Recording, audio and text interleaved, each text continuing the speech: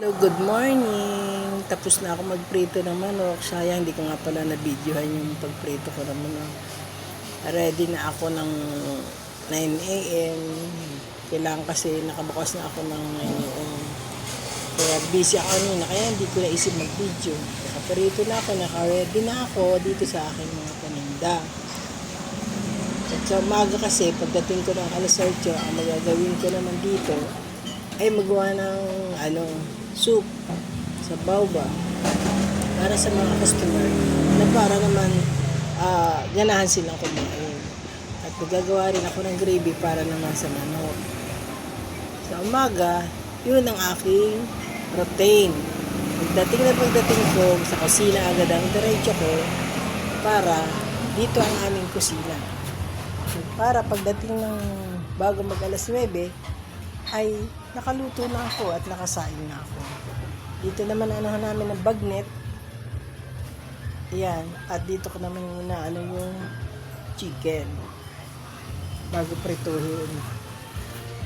Ito nga, sa umagang to, marami pa akong gawain. Maglaba ako ng mga maruming at saka yung mga kalat. Kailangan ligpitin ko muna. Sa araw-araw ng buhay ko, ganito ang aking routine sa aking trabaho. Kaya nga, pagdating ng alas 6 ng umaga, nagigising ako na medyo tinatamad pa dahil antok pa. Pinipilit kong bumangon na bago mag alas 7 para maligo naman at magkape or magtsaa.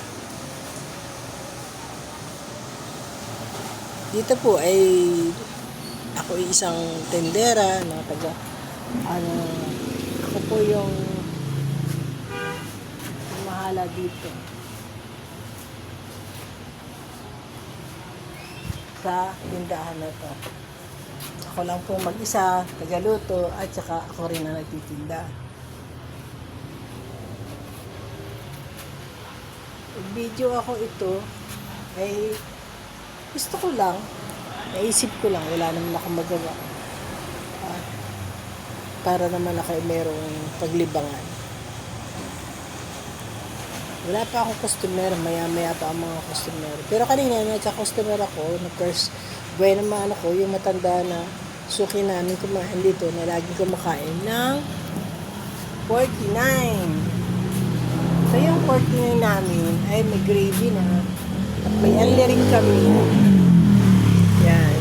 Ito naman yung bagnet, at saka mga sisig. Yan, ang mga tinda namin. Yan ang mga tinda namin dito sa tindahan. Wala lang guys. Yun lang po ang aking vlog. Thank you for watching.